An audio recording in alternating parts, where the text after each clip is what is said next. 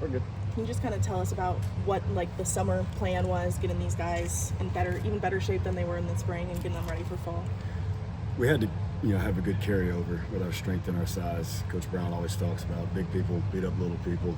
So that was still a main focus, but obviously you got to transcend into being more football specific. So we had to work on triple extension, power, explosiveness, trying to strike better, being able to bend, a lot of mobility work so we can get out of our hips. But really, the conditioning was key. Our whole goal is to get them ready for camp. And today was them getting acclimated to the practice, but we got to at least make sure they can get to that point. So the conditioning was very important. We had 3 conditioning tests. We had one in May that they had to pass, and if they didn't pass it, they couldn't progress. Then they had the one in June. Then they had a team conditioning in July. So we really wanted to make sure they were ready. We go fast. We believe in toughness, so we had to make sure their mind, physically, mentally, were prepared for today. And then the last piece, obviously everybody thinks we just keep saying it, but the toughness part is just every aspect of our program, whether it was working out or running, we tried to challenge them mentally and physically and really improve our leadership, because when training's hard and effective, I said that before, your leaders start to stand out a little bit, your team comes together. I heard the O-line might have put in some extra work in the weight room and just in general this summer. What work did your staff do with the O-line specifically this year? Well, I don't know if you guys know this, and we got blessed with a brand new weight room. A lot of money, top of the notch equipment that came in probably the second week we were here. So we added different pieces so they could use difference pads so they could strike, getting out of their hips. So once they saw that, it was just us kind of guiding them. And so they could just work on their footwork, they could work on striking and moving. They did a lot of mobility work, their ankles, their hips, their shoulders. And then a lot of just trying to blow their arms up, because again, big people beat up little people. But they took it on their own. We showed them the first couple of days. Those guys did a great job gelling together and holding each other accountable to stay after. Who are some of the leaders in that O-line room and when you're working out? That's a tough one. They're all trying to do the right thing. Reed gets vocal, Petrie gets vocal.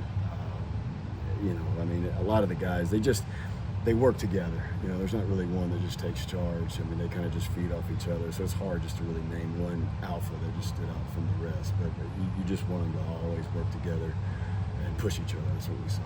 It's no secret with this football team over the last couple of years. I know it's a completely different staff, but injuries, it's starting to creep in. I know that's the state of college football, but is there anything that you can do now kind of to prevent maybe these injuries that pop up throughout the year? Well, it sounds so basic, but hydration, eating, and sleeping. That's the number one thing we have to make sure these guys are doing. And if they're not, your body's eventually going to break down. We had a few guys cramp today, and we just got to remind them, hey, this is what failure can be a great lesson. Obviously they know hydration's big, but for us, you can do a lot of the other stuff.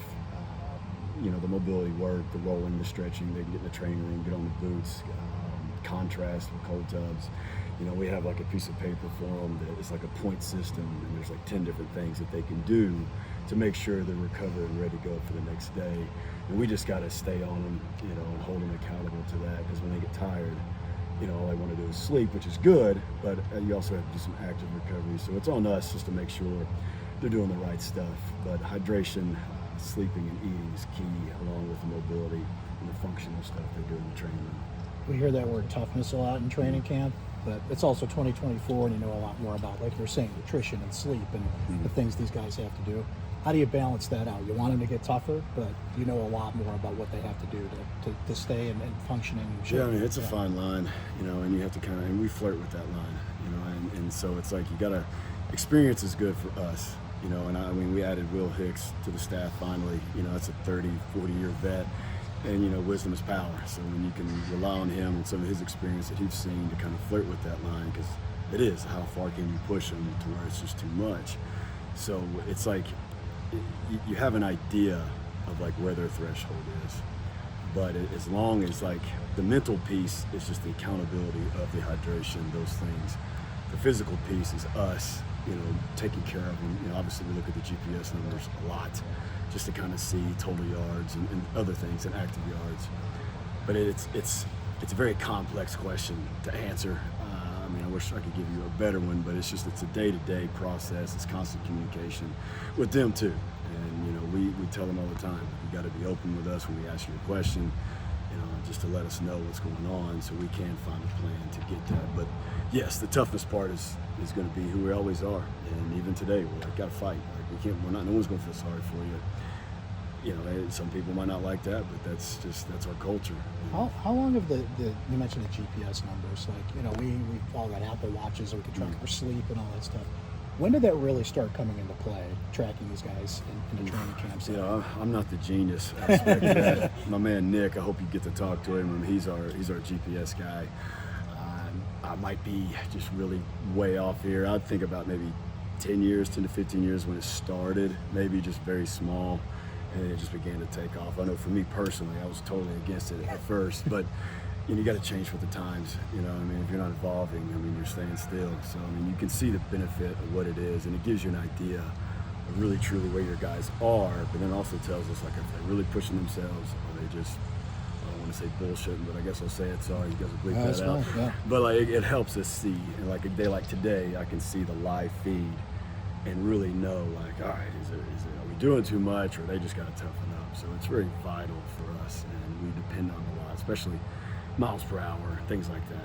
You can know what's really going on. But Coach Brown described OG as a gym rat yesterday in his press conference. What did he do in the offseason, Ronde, in order to facilitate his recovery to go full speed in training camp right now? well, he stayed on his treatment with the trainers for one thing. You know, Brandon and Gretchen and those guys, I mean, they do a great job. And he was always in there. He's always in there 15, 20, 30 minutes before the lift, and he's always in there afterwards.